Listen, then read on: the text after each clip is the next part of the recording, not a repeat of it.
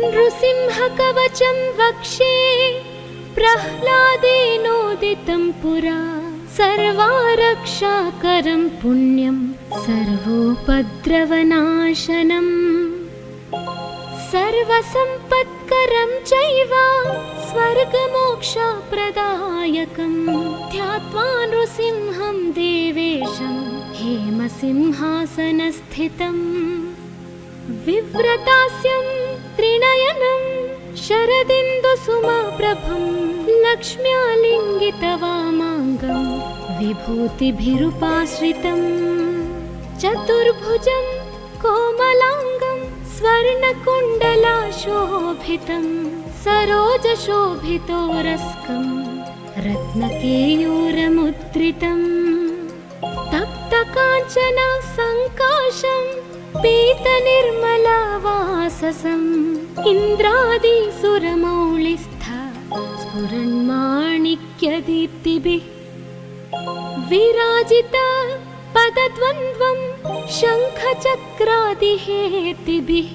गरुत्मता सविनयं स्तूयमानं मुदान्वितं स्वहृत्कमलसंवासं कृत्वा तु कवचं पठे नृसिंहो मे शिरः पातु लोकरक्षात्मसम्भव सर्वगोपीस्तम्भवासः फालं मे रक्षतु ध्वनिं नृसिंहो मे दृशौ पातु सोमसूर्याग्निलोचनः स्मृतिं मे पातु नृहारिर्मुनिवर्यस्तु ते प्रियः नासां मे सिंहानासस्तु मुखं लक्ष्मीमुखप्रियः सर्वविद्याधिपः पातु नृसिंहो रसनां मम वक्त्रं पात्विन्दुवदनः सदा प्रह्लादवन्दितः नृसिंहः पातु मे कण्ठं स्कन्धौ भूभरणान्तकृत् दिव्यास्त्रशोभितभुजो नृसिंहः पातु मे भुजौ करौ मे देववरदो नृसिंहः पातु सर्वतः हृदयं योगिसाध्यश्च निवासं पातु मे हरिः मध्यं पातु हिरण्याक्ष वक्षः कुक्षिविदारणः नाभिं मे पातु नृहरि स्वनाभि ब्रह्म संस्तुतः ब्रह्माण्डकोटयः कट्यां यस्यासौ पातु मे कटिं गुह्यां मे पातु गुह्यानां मन्त्राणां गुह्यरूपधृक् ऊरो मनोभवः पातु जानुनी नररूपधृक् जङ्घे पातु धराभार हर्ता ये सौनृकेसरी सुरराज्यप्रदः पातु पादौ मे नृहरीश्वरः सहस्रशीर्षः पुरुषः पातु मे सर्वशस्तनुम् महोग्रः पूर्वतः पातु महावीराग्रजोऽग्नितः महाविष्णुर्दक्षिणे तु महाज्वालस्तु नैऋतौ पश्चिमे पातु सर्वेशो दिशि मे सर्वतोमुखः नृसिंहः पातु वायव्यां सौम्यां भूषणविग्रहः ईशान्यां पातु भद्रो मे सर्वमङ्गलदायकः संसारभयदः पातु मृत्युर्मृत्युर्नृकेसरी इदं नृसिंहकवचं प्रह्लादमुखमण्डितं भक्तिमान्यः पठेन्नित्यं सर्वपापैः प्रमुच्यते पुत्रवान् धनवान् लोके दीर्घायुरुपजायते यं यं कामयते कामं तं तं प्राप्नोत्यसंशयम् सर्वत्र जयमाप्नोति सर्वत्र विजयी भवेत् भूम्यन्तरिक्षदिव्यानां ग्रहाणां विनिवारणम् वृश्चिकोरगसम्भूत विषापहरणं परं ब्रह्मा राक्षसयक्षाणां दूरोत्सारणकारणम्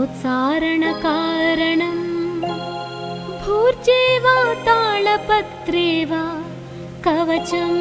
लिखितं शुभं करमूले धृतं येन सिद्धेयुः कर्मसिद्धयः देवासुरमनुष्येषु स्वमेवाजयं लभेत् एकसन्ध्यं त्रिसन्ध्यं वा यः पठेन्नियतो नरः सर्वमङ्गलमाङ्गल्यं भुक्तिं मुक्तिं च विन्दति 32 सहस्राणि पठेच्छुद्धात्मना नृणाम् कवचस्यास्य मन्त्रस्य मन्त्रसिद्धिः प्रजायते अनेन मन्त्रराजेन कृत्वा भस्माभिमन्त्रणम् तिलकं विन्यसेद्यस्तु तस्याग्रह भयं हरे त्रिवारं जपमानस्तु दत्तं वार्यभिमन्त्र्य च प्राशयेत्यो नरो मन्त्रं नृसिंहध्यानमाचरेत् तस्य रोगाः प्रणश्यन्ति ये च स्युः कुक्षिसम्भवाः किमत्र बहुलोकैना नृसिंहसदृशो भवेत् मनसा चिन्तितं यत्तु स तच्चाप्नोत्यसंशयम्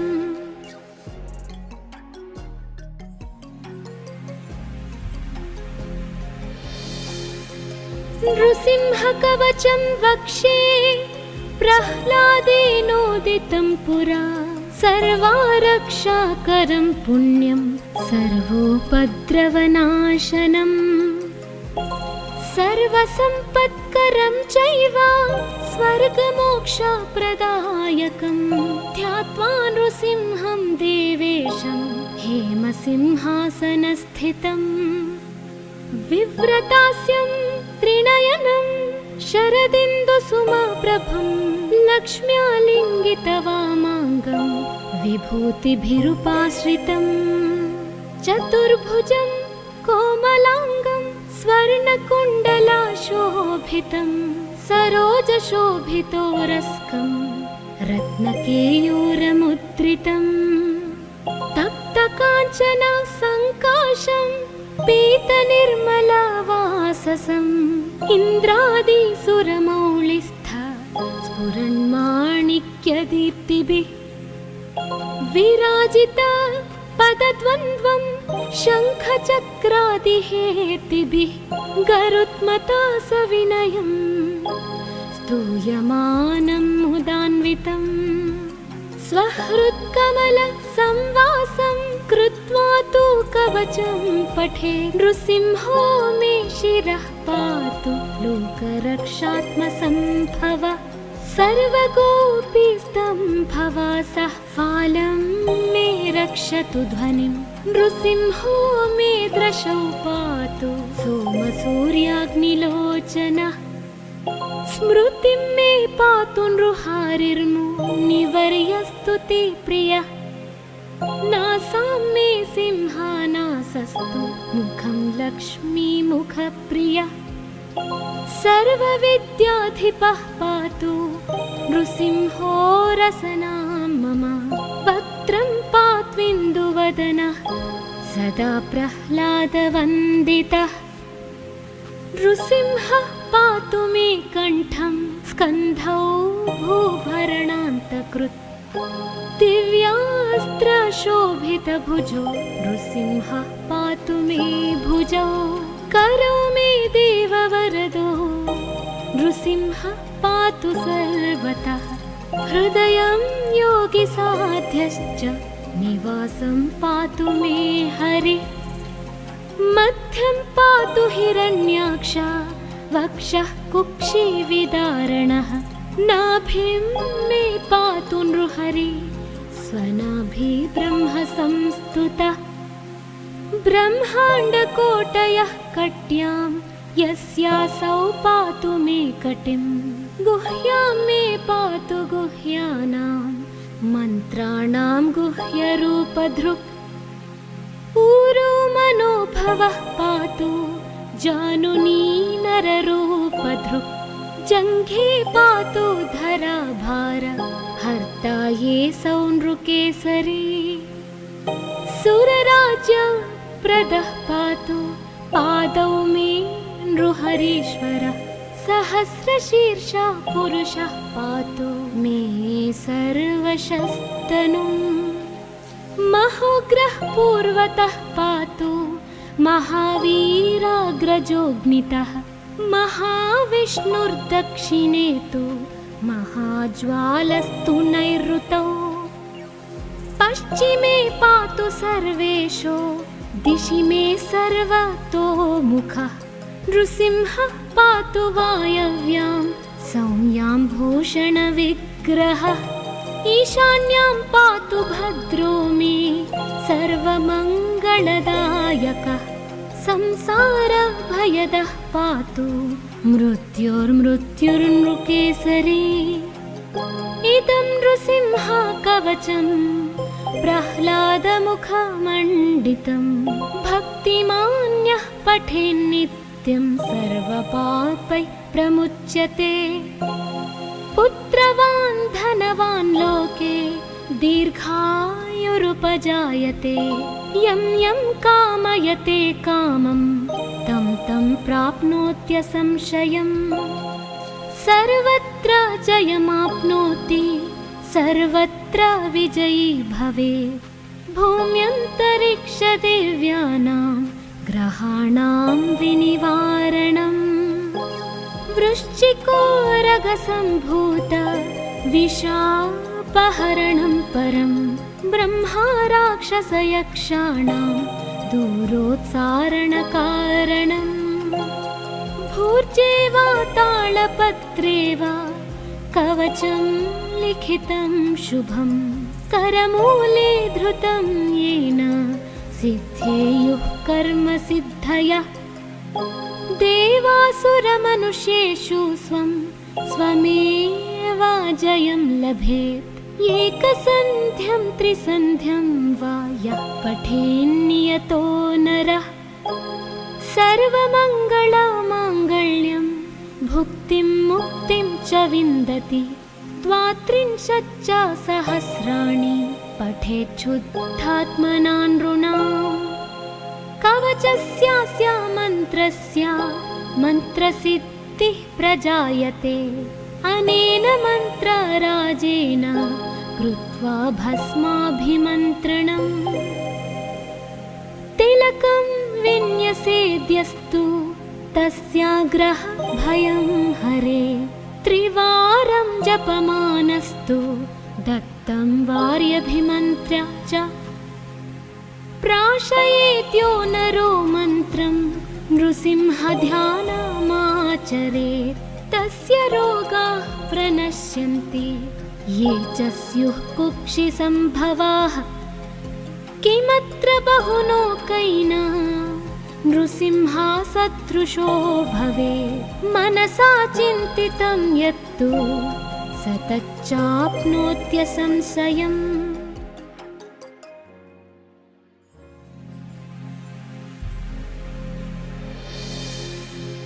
नृसिंहकवचं वक्षे प्रह्लादेनोदितं पुरा सर्वारक्षाकरं पुण्यं सर्वोपद्रवनाशनम् सर्वसम्पत्करं चैव स्वर्गमोक्षप्रदायकं ध्यात्वा नृसिंहं देवेशं हेमसिंहासनस्थितम् विव्रतास्यं त्रिनयनं शरदिन्दुसुमप्रभं लक्ष्म्यालिङ्गितवामाङ्गं विभूतिभिरुपाश्रितं चतुर्भुजं कोमलाङ्गं स्वर्णकुण्डलाशोभितं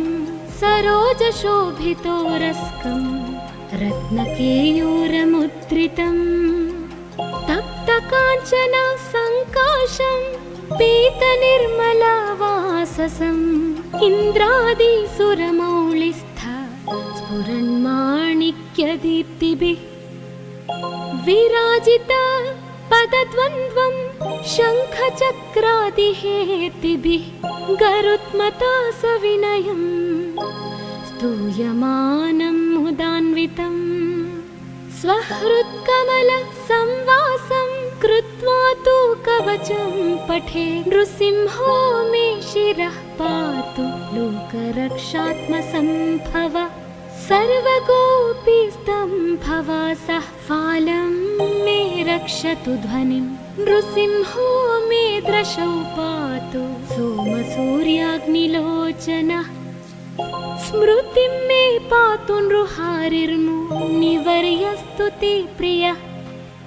नासां मे सिंहानासस्तु मुखं लक्ष्मीमुखप्रियः सर्वविद्याधिपः पातु नृसिंहो रसनां मम वक्त्रं पात्विन्दुवदनः सदा प्रह्लादवन्दितः नृसिंहः पातु मे कण्ठं स्कन्धौ भूभरणान्तकृत् दिव्यास्त्रशोभितभुजो नृसिंहः पातु मे भुजौ करौ मे देववरदो नृसिंहः पातु सर्वतः हृदयं योगिसाध्यश्च निवासं पातु मे हरिः मध्यं पातु हिरण्याक्ष वक्षः कुक्षिविदारणः नाभिं मे पातु नृहरिः स्वनाभि ब्रह्म संस्तुतः ब्रह्माण्डकोटयः कट्यां यस्यासौ पातु मे कटिं गुह्यां मे पातु गुह्यानां मन्त्राणां गुह्यरूपधृक् पूरो मनोभवः पातु जानुनी नररूपधृक् जङ्घे पातु धराभार हर्ता ये सौ नृकेसरी सुरराज्यप्रदः पातु पादौ मे नृहरीश्वरः सहस्रशीर्षः पुरुषः पातु मे सर्वशस्तनुम् महोग्रः पूर्वतः पातु महावीराग्रजोऽग्नितः महाविष्णुर्दक्षिणे तु महाज्वालस्तु नैऋतौ पश्चिमे पातु सर्वेशो दिशि मे सर्वतोमुखः नृसिंहः पातु वायव्यां सौम्यां भूषणविग्रहः ईशान्यां पातु भद्रो मे सर्वमङ्गलदायकः संसारभयदः पातु मृत्युर्मृत्युर्नृकेसरी इदं नृसिंह कवचं प्रह्लादमुखमण्डितं भक्तिमान्यः पठेन्नित्यं सर्वपापैः प्रमुच्यते पुत्रवान् धनवान् लोके दीर्घायुरुपजायते यं यं कामयते कामं तं तं प्राप्नोत्यसंशयम् सर्वत्र जयमाप्नोति सर्वत्र विजयी भवेत् भूम्यन्तरिक्षदिव्यानां ग्रहाणां विनिवारणम् वृश्चिकोरगसम्भूत विशापहरणं परं ब्रह्मा राक्षसयक्षाणां दूरोत्सारणकारणम् भूर्जे वा तालपत्रे वा कवचं लिखितं शुभं करमूले धृतं येन सिद्धेयुः कर्मसिद्धयः देवासुरमनुष्येषु स्वं स्वमेव जयं लभेत् एकसन्ध्यं त्रिसन्ध्यं वा यः पठेन्नियतो नरः सर्वमङ्गलमाङ्गल्यं भुक्तिं मुक्तिं च विन्दति द्वात्रिंशच्च सहस्राणि पठेच्छुद्धात्मना नृणाम् कवचस्यास्य मन्त्रस्य मन्त्रसिद्धिः प्रजायते अनेन मन्त्रराजेन कृत्वा भस्माभिमन्त्रणम् तिलकं विन्यसेद्यस्तु तस्याग्रह भयं हरे त्रिवारं जपमानस्तु दत्तं वार्यभिमन्त्र्य च प्राशयेत्यो नरो मन्त्रं नृसिंहध्यानमाचरेत् तस्य रोगाः प्रणश्यन्ति ये च स्युः कुक्षिसम्भवाः किमत्र बहुलोकैना नृसिंहसदृशो भवेत् मनसा चिन्तितं यत्तु स तच्चाप्नोत्यसंशयम्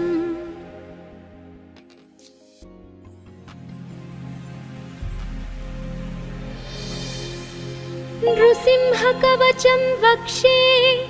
प्रह्लादेनोदितं पुरा सर्वारक्षाकरं पुण्यं सर्वोपद्रवनाशनम्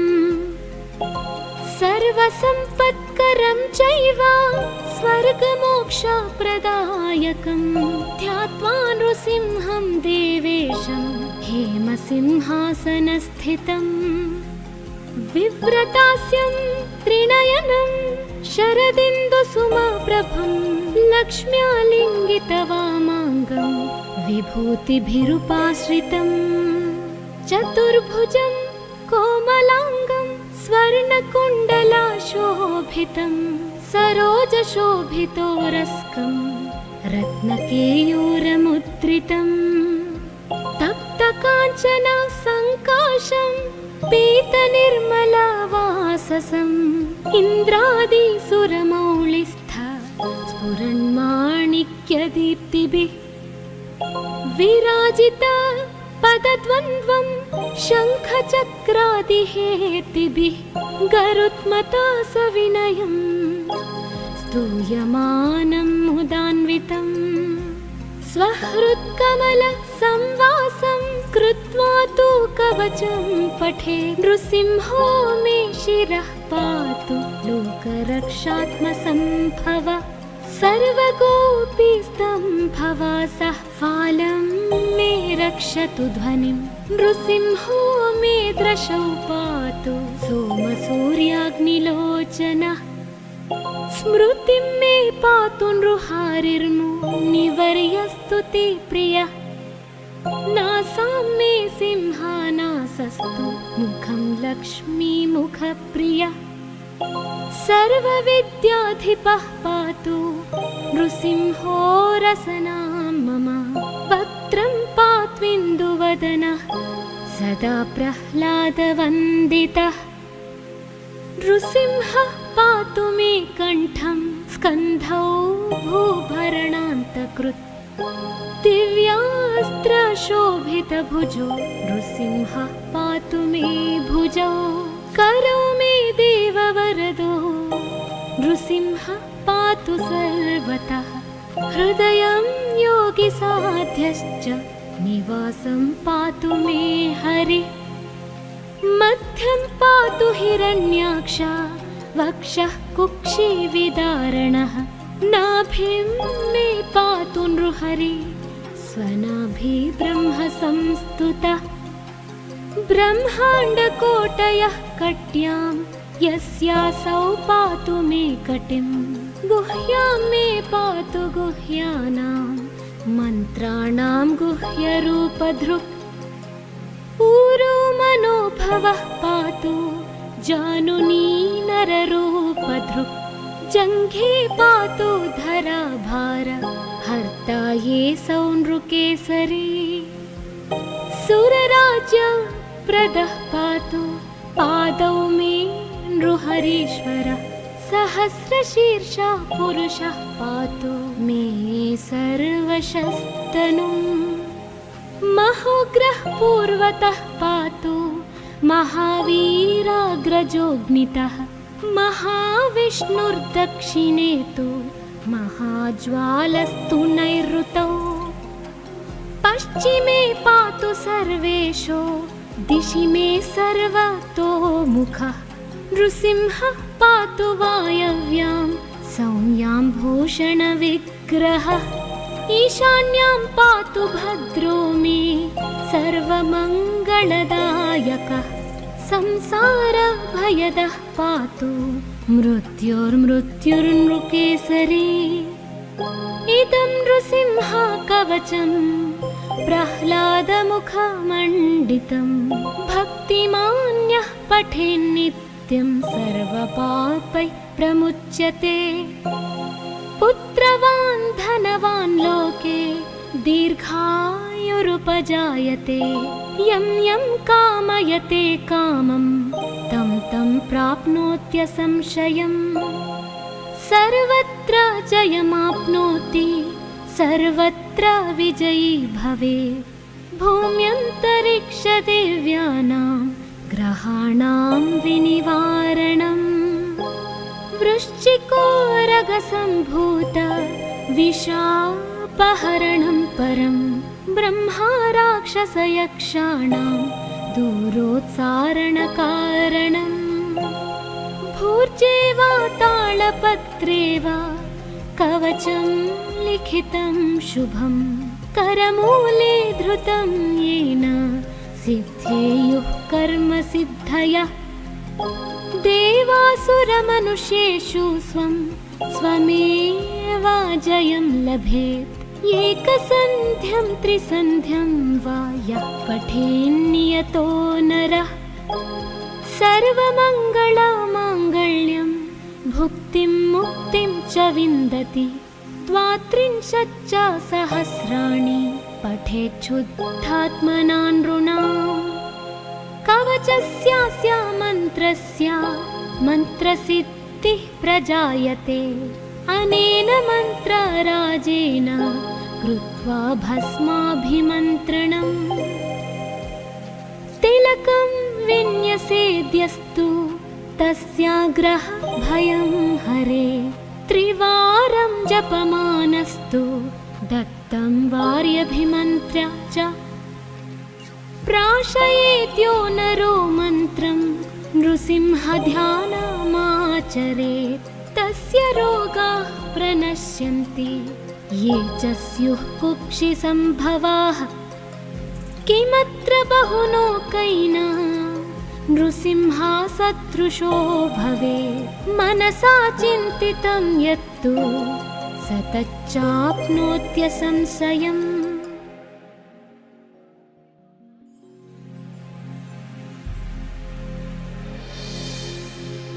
नृसिंहकवचं वक्षे प्रह्लादेनोदितं पुरा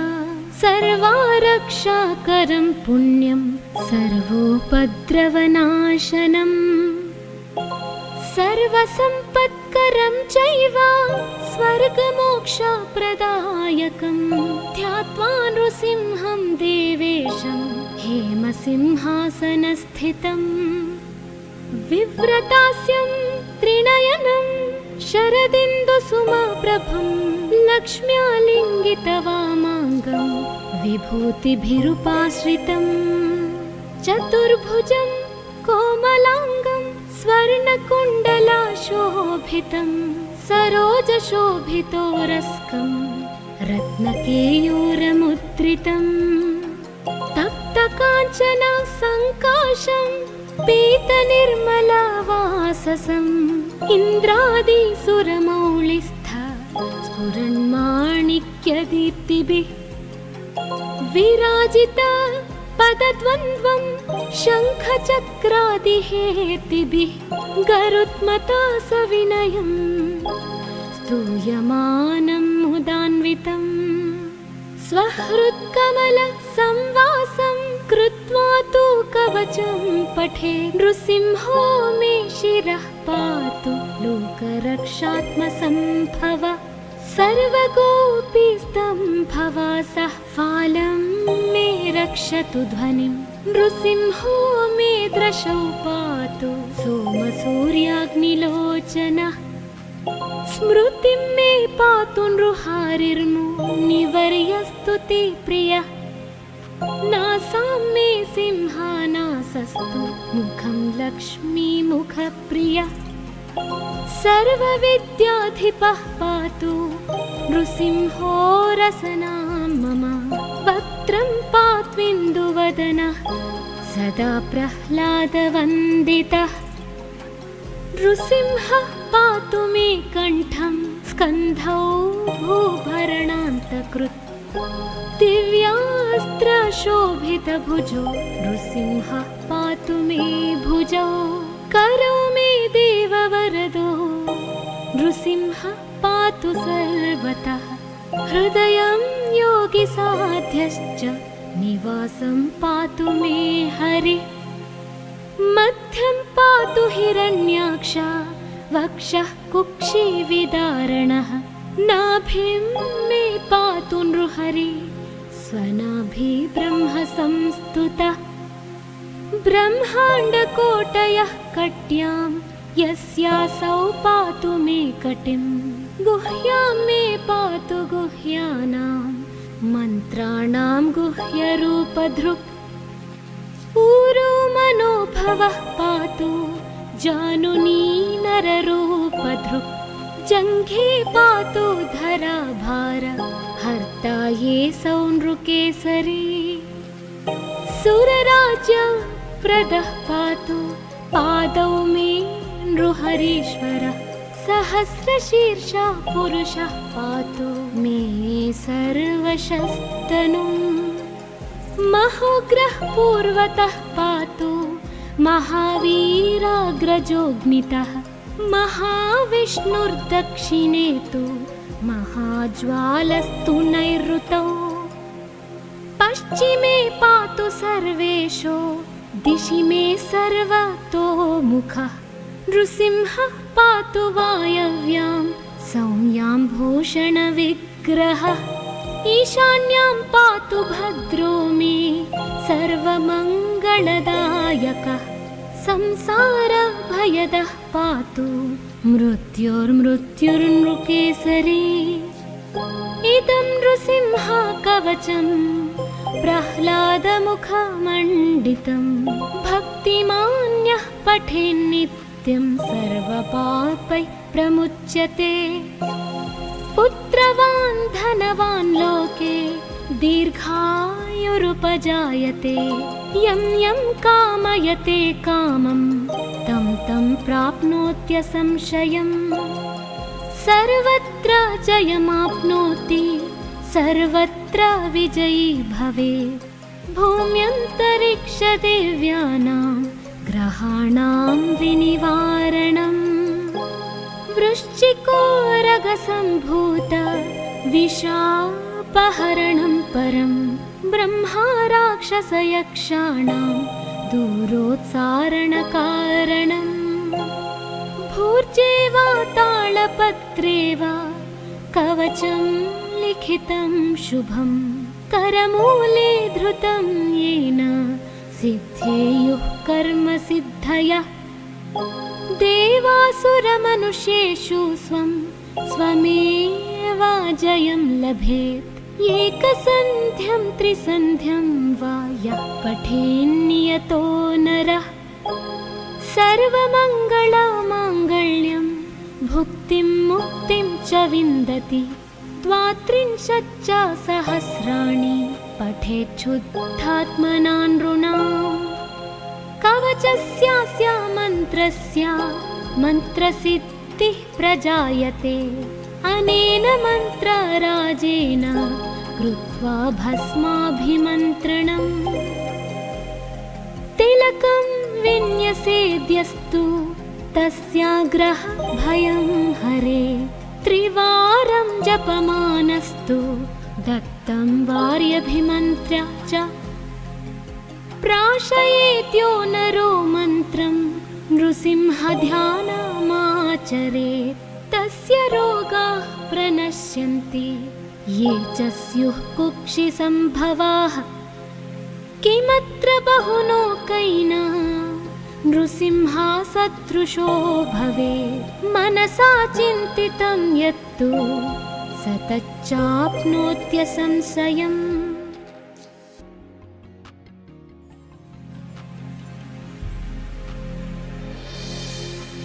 नृसिंहकवचं वक्षे प्रह्लादेनोदितं पुरा सर्वारक्षाकरं पुण्यं सर्वोपद्रवनाशनम् सर्वसम्पत्करं चैव स्वर्गमोक्षप्रदायकं ध्यात्वा नृसिंहं देवेशं हेमसिंहासनस्थितम् विव्रतास्यं त्रिनयनं शरदिन्दुसुमप्रभं लक्ष्म्यालिङ्गितवामाङ्गं विभूतिभिरुपाश्रितं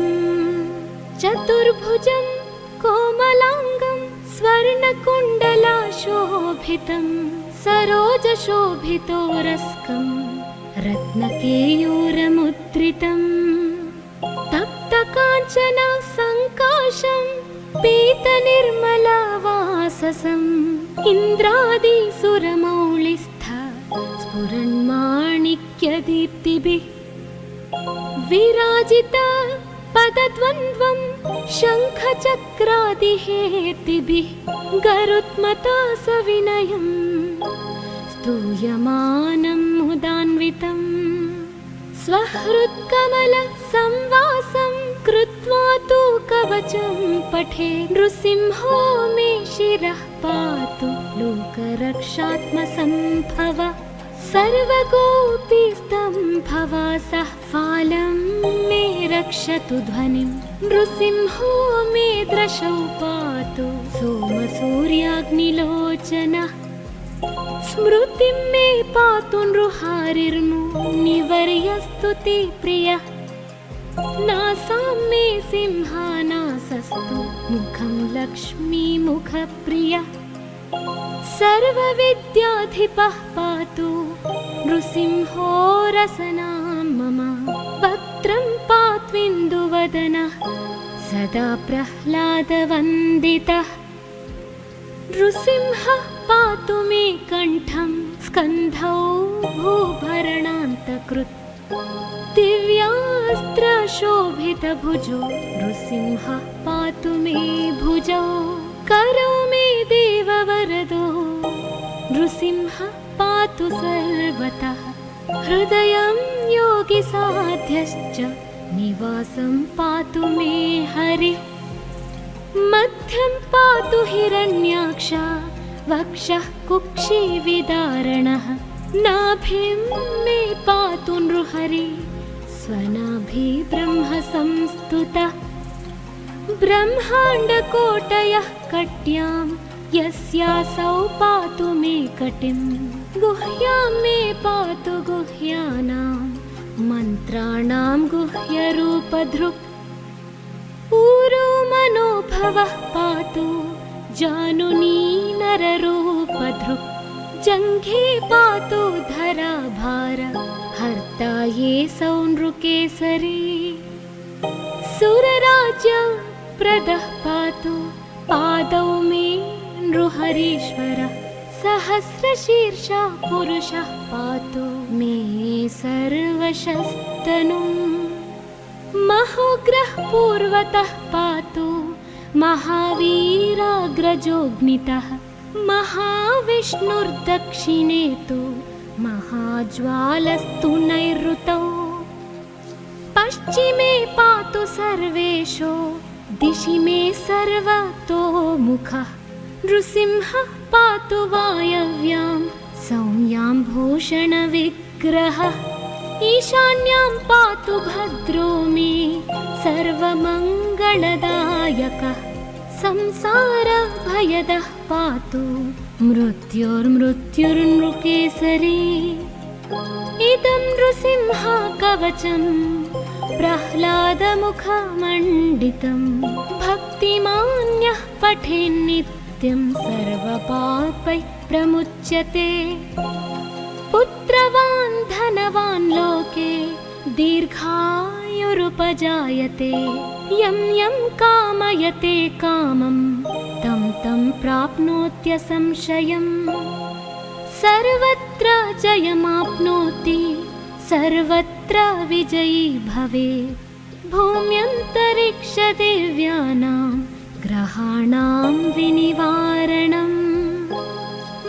वृश्चिकोरगसम्भूत विषापहरणं परं ब्रह्मा राक्षसयक्षाणां दूरोत्सारणकारणम्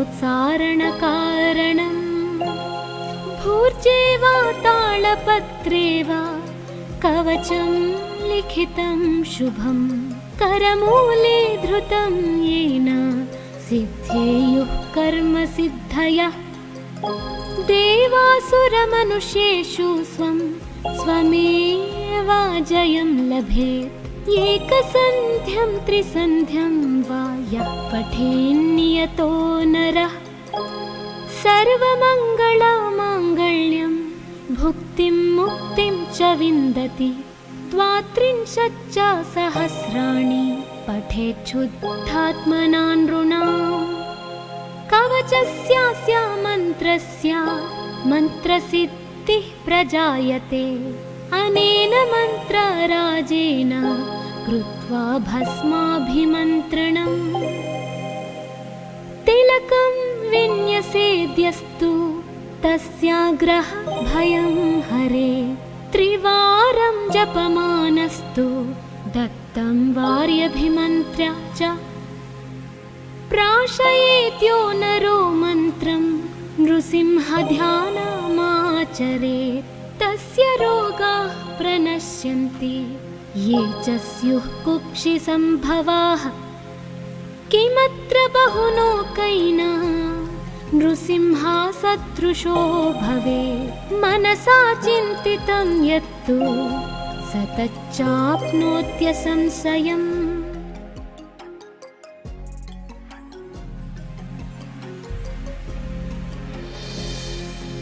नृसिंहकवचं वक्षे प्रह्लादेनोदितं पुरा सर्वारक्षाकरं पुण्यं सर्वोपद्रवनाशनम् सर्वसम्पत्करं चैव स्वर्गमोक्षप्रदायकं ध्यात्वा नृसिंहं देवेशं हेमसिंहासनस्थितम् विव्रतास्यं त्रिनयनं शरदिन्दुसुमप्रभं लक्ष्म्यालिङ्गितवामाङ्गं विभूतिभिरुपाश्रितं चतुर्भुजं कोमलाङ्गं स्वर्णकुण्डलाशोभितं सरोजशोभितोरस्कं रत्नकेयूरमुद्रितं तप्तकाञ्चन सङ्काशं पीतनिर्मलवाससम् इन्द्रादिसुरमौलिस्थ स्फुरन्माणिक्यदीप्तिभिः विराजित पदद्वन्द्वं शङ्खचक्रादिहेतिभिः गरुत्मता सविनयं स्तूयमानं मुदान्वितं स्वहृत्कमलसंवासं कृत्वा तु कवचं पठे नृसिंहो मे शिरः पातु लोकरक्षात्मसम्भव सर्वगोपीस्तम्भवासः फालं मे रक्षतु ध्वनिं नृसिंहो मे दृशौ पातु सोमसूर्याग्निलोचनः स्मृतिं मे पातु नृहारिर्मुनिवर्यस्तु ते प्रियः नासां मे सिंहानासस्तु मुखं लक्ष्मीमुखप्रियः सर्वविद्याधिपः पातु नृसिंहो रसनां मम वक्त्रं पात्विन्दुवदनः सदा प्रह्लादवन्दितः नृसिंहः पातु मे कण्ठं स्कन्धौ भूभरणान्तकृत् दिव्यास्त्रशोभितभुजो नृसिंहः पातु मे भुजौ करौ मे देववरदो नृसिंहः पातु सर्वतः हृदयं योगिसाध्यश्च निवासं पातु मे हरिः मध्यं पातु हिरण्याक्ष वक्षः कुक्षिविदारणः नाभिं मे पातु नृहरि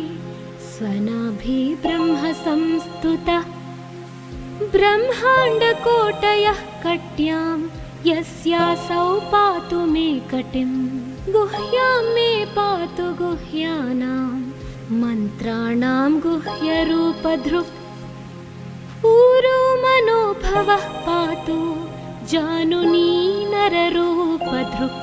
जङ्घे पातु धराभार हर्ता ये सौनृकेसरी सुरराज्यप्रदः पातु पादौ मे नृहरीश्वरः सहस्रशीर्षः पुरुषः पातु मे सर्वशस्तनुम् महोग्रः पूर्वतः पातु महावीराग्रजोऽग्नितः महाविष्णुर्दक्षिणे तु महाज्वालस्तु नैऋतौ पश्चिमे पातु सर्वेषु दिशि मे सर्वतोमुखः नृसिंहः पातु वायव्यां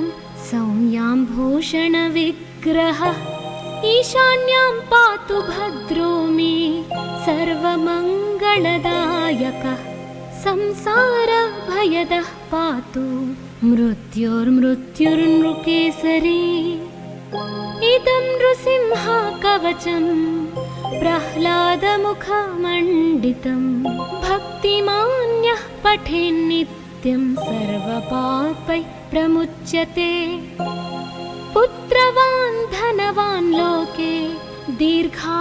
दीर्घायुरुपजायते यं यं कामयते कामं तं तं प्राप्नोत्यसंशयम् सर्वत्र जयमाप्नोति सर्वत्र विजयी भवेत् भूम्यन्तरिक्षदिव्यानां ग्रहाणां विनिवारणम् वृश्चिकोरगसम्भूत विषापहरणं परं ब्रह्मा राक्षसयक्षाणां दूरोत्सारणकारणम् भूर्जे वा तालपत्रे वा कवचं लिखितं शुभं करमूले धृतं येन सिद्धेयुः कर्मसिद्धयः देवासुरमनुष्येषु स्वं स्वमेव जयं लभेत् एकसन्ध्यं त्रिसन्ध्यं वा यः पठेन्नियतो नरः सर्वमङ्गलमाङ्गल्यं भुक्तिं मुक्तिं च विन्दति 32 सहस्राणि पठेच्छुद्धात्मना नृणाम् कवचस्यास्य मन्त्रस्य मन्त्रसिद्धिः प्रजायते अनेन मन्त्रराजेन कृत्वा भस्माभिमन्त्रणम्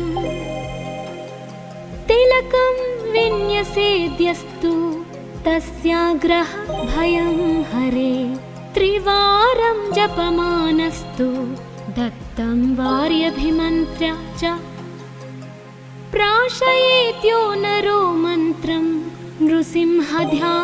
नृसिंहध्यानमाचरेत् तस्य रोगाः प्रणश्यन्ति ये च स्युः कुक्षिसम्भवाः किमत्र बहुलोकैना नृसिंहसदृशो भवेत् मनसा चिन्तितं यत्तु स तच्चाप्नोत्यसंशयम्